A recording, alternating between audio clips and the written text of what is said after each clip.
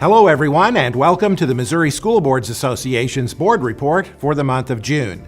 We thank you for the opportunity to share some news and information during a few minutes of your board meeting. We begin with a look at the status of the State Board of Education. New Missouri Governor Mike Parson now has the opportunity to fill 6 of the 8 seats on the state board. 5 of those seats are open since the Missouri Senate did not confirm the individuals nominated by former Governor Greitens. The term for the 6th seat expires at the end of this month. The state board has not been able to function for the past 6 months due to a lack of a quorum.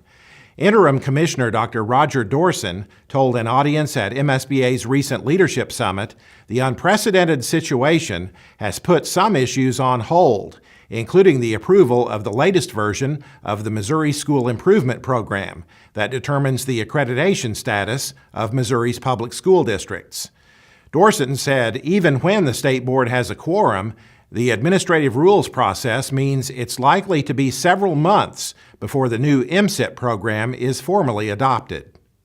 One of the things that, besides when we get a board together to be able to have a board meeting, it's not going to be as simple as, okay, we have a board now, we can go start the administrative rule process, which, by the way, most of you may understand that it takes about 9 months for an administrative rule to go through the process. So it's not like something that, even if we have a board tomorrow, that and had a board meeting tomorrow and approved the process, it'd still be like a 9-month process to get it going.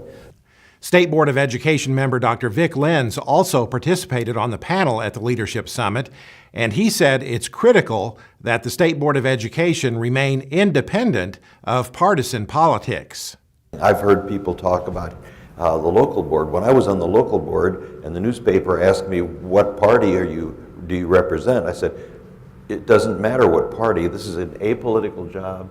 I'm not going to even mention political party. Nobody knew until I thought I had to tell somebody when the governor asked me to consider this job what party I would represent. And I still don't consider being even on the state board that I'm a Republican or a Democrat. I'm here for kids, and that's what it's all about. That's the kind of people we should be looking for on the board. But we don't want a stacked board that starts looking at things politically. That's going to ruin education. Lenz is a former president of MSBA and a former member of the Lindbergh Board of Education.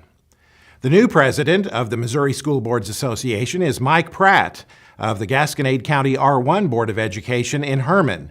He assumed the role of president at the end of the Leadership Summit after serving as president-elect this past year. He says he's looking forward to his role on the MSBA leadership team. As I start as your president, part of the team, we will face many challenges in the upcoming year. We will meet those challenges with great strength. But you know what I really look forward to? I really look forward to all the successes that our students, our teachers, administrators, and our boards will have in the upcoming year.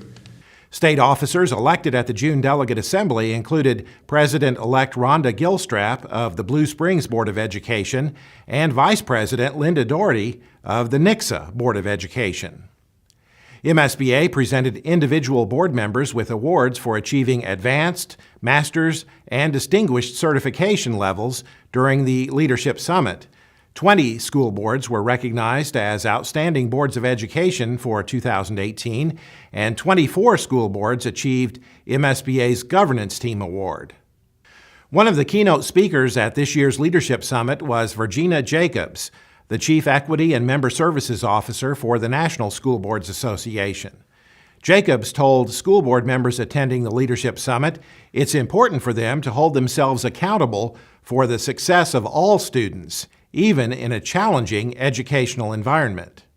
First of all, don't give up. Be relentless when you're talking about policies that you're developing for students. They're accountable for outcomes. That's the short. That's it. You're accountable for what happens to a student's life. When you have them for that 7 hours during the day, that should change their lives. That should be the place that they find comfort. That should be the place that they find that they have an opportunity in this world. She said individual school board members can be accountable through what she called the power of I. The power of I is really taking that opportunity to look at yourself, look in the mirror. What can I do as an individual to change a child's life? And that is really important because we do think of school boards as being a governing body, and that's true, but individual school board members have to hold themselves accountable for outcomes for kids. And so the power of I is really looking at how you can make a change and how you can impact your school district.